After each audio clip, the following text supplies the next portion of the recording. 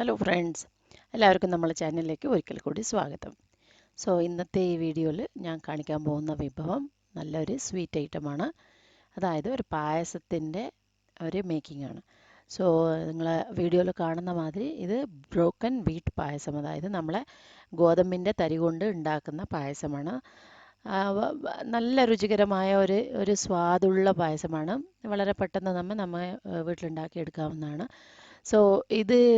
ഇതിൻ്റെ making procedure കാണുന്നതിന് മുമ്പേ നമ്മൾ ചാനൽ സബ്സ്ക്രൈബ് ചെയ്യാൻ മറക്കരുത്. അതേപോലെ തന്നെ ബെൽ ബട്ടൺ പ്രസ് ചെയ്ത് നോട്ടിഫിക്കേഷൻ ഓൺ ചെയ്യുക.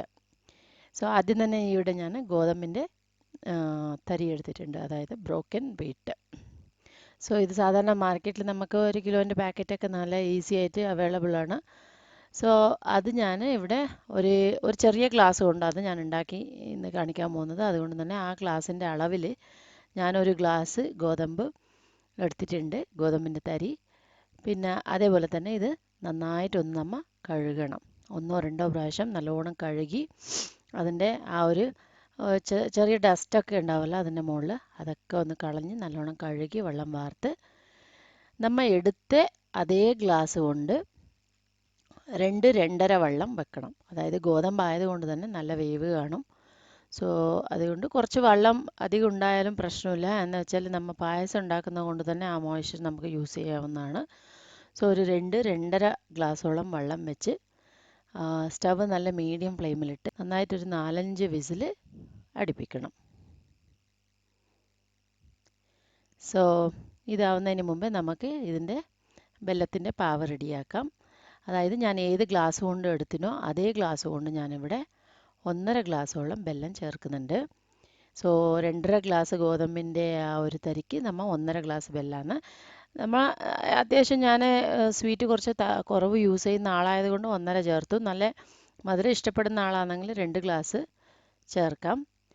ഇതിൽ ഞാൻ ഒരു 1/2 കപ്പ് തൊട്ട് 1 കപ്പോളം വെള്ളം ഒഴിച്ച് നന്നായിട്ട് സിറപ്പാക്കാൻ, വെല്ലത്തിൻ്റെ പാവാക്കാൻ വിട്ടിട്ടുണ്ട്. ഇത് നല്ല തിക്കാവണം എന്നൊന്നുമില്ല. ജസ്റ്റ് നമുക്കിതൊന്നെല്ലാം ഡിസോൾവ് ആയി നമ്മൾ ഒഴിച്ച ആ വെള്ളം ഉണ്ടല്ലോ അതിൽ ഒരു പാതി ഇങ്ങനെ ആവിയായിട്ട് പോയാലും നമുക്ക് ഏകദേശം മനസ്സിലാവില്ല, അത്രത്തോളം ആയാൽ മതി. ഇതൊന്ന് വെല്ലപ്പാവാൻ വിട്ടേക്കാം. അതിൻ്റെ ഉള്ളിൽ നമ്മൾ തേങ്ങാപ്പാൽ എടുക്കണം. തേങ്ങാപ്പാൽ എടുക്കുന്ന രീതി എല്ലാവർക്കും അറിയാം, പ്രത്യേകിച്ച് നമ്മളെ മലയാളക്ക് നന്നായിട്ട് അറിയാം. ബട്ട് സ്റ്റിൽ അറിയാത്തവർക്കായിട്ട് ഞാനൊന്ന് ജസ്റ്റ് ബ്രീഫായിട്ട് പറയുന്നുണ്ട്. ഞാനിവിടെ അരമുറി തേങ്ങ എടുത്തിട്ടുണ്ട്. എന്ന് പറഞ്ഞാൽ ഒരു ഗ്ലാസ്, ചെറിയ ഗ്ലാസ് കൊണ്ടാണ് ഞാൻ ഗോതമ്പ് എടുത്തത്, അതുകൊണ്ട് തന്നെ അതെല്ലാം നന്നായിട്ട് ചിരകി എടുത്തിട്ടുണ്ട്.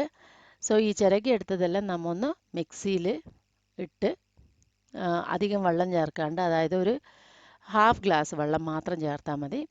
1/2 ഗ്ലാസ് വെള്ളം ചേർത്ത് നന്നായിട്ട് അരച്ചെടുക്കണം.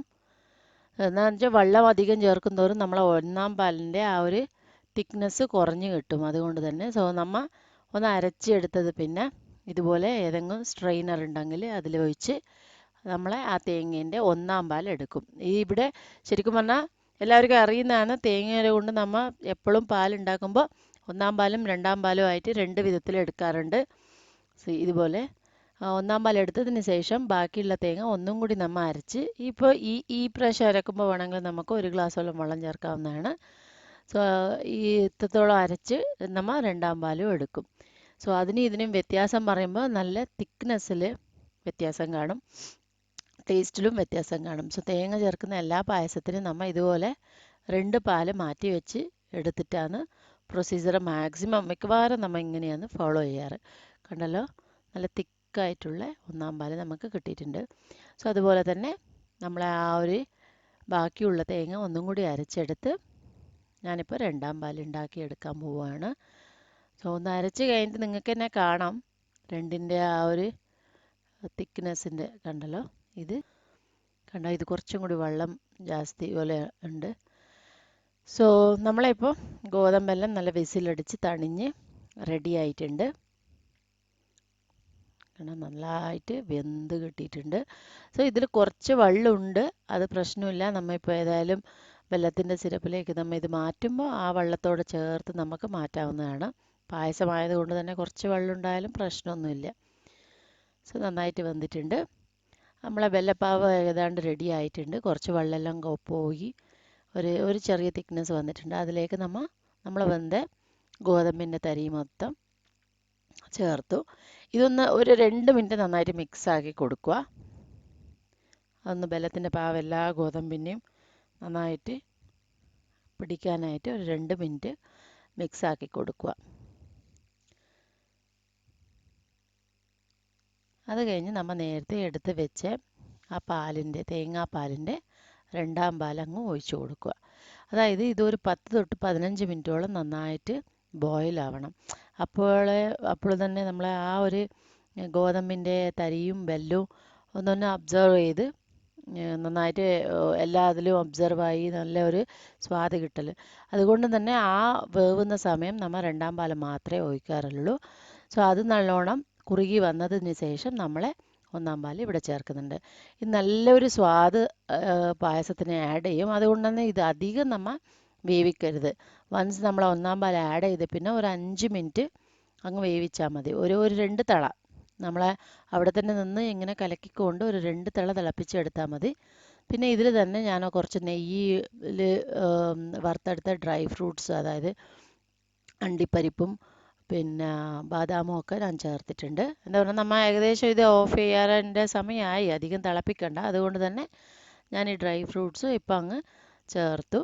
സോ അതിൽ ഒരു ഡ്രൈ ഫ്രൂട്ട്സ് ചേർക്കുമ്പോൾ തന്നെ ഞാൻ 1-2 സ്പൂണിൻ്റെ നെയ്യ് കുറച്ച് അധികം തന്നെ എടുത്തിട്ട് ഇതിൽ ചേർത്തിട്ടുണ്ട്. ഇല്ലെങ്കിൽ നിങ്ങൾ സെപ്പറേറ്റ് ആയിട്ട് 1-2 സ്പൂൺ ആഡ് ചെയ്യാവുന്നതാണ്. കണ്ടല്ലോ, നമ്മളെ പായസം റെഡിയായി. ഒരു തിളച്ച പാടും ഞാൻ ഓഫ് ചെയ്തു. സോ അത്രേ ഉള്ളൂ. വളരെ എളുപ്പത്തിൽ നമുക്കിത് ഉണ്ടാക്കിയെടുക്കാം. വളരെ ഹെൽത്തിയാണ്. നമ്മൾ ഈ ഡൈജസ്റ്റീവ് സിസ്റ്റത്തിനെല്ലാം നല്ലൊരു ഗോതമ്പായത് കൊണ്ട് തന്നെ നല്ലൊരു ശോധന നന്നായിട്ട് നടക്കും. സോ ഇതുപോലെ ഞാൻ സർവിങ് പ്ലേറ്റിലേക്ക് മാറ്റുകയാണ്. ഇത് നമുക്ക് ഫ്രിഡ്ജിൽ വെച്ച് ഒരു 2 ദിവസത്തോളം കഴിക്കാവുന്നതാണ്. നല്ല ബെല്ലെല്ലാം ചേർന്നത് കൊണ്ട് തന്നെ ഹെൽത്തിയാണ്. സോ വളരെ ഈസിയാണ്. വീഡിയോ എല്ലാവർക്കും ഇഷ്ടപ്പെട്ടു എന്ന് വിചാരിക്കുന്നു. തീർച്ചയായിട്ടും ട്രൈ ചെയ്ത് കമൻറ്റ് ചെയ്യാൻ മറക്കരുത്. അതേപോലെ തന്നെ നമ്മളെ ചാനൽ സബ്സ്ക്രൈബ് ചെയ്ത് നോട്ടിഫിക്കേഷൻ ബെൽ അമർക്കാനും മറക്കരുത്. വീഡിയോ ഇഷ്ടപ്പെട്ടിട്ടുണ്ടെങ്കിൽ ഷെയർ ചെയ്യുക. Thank you so much.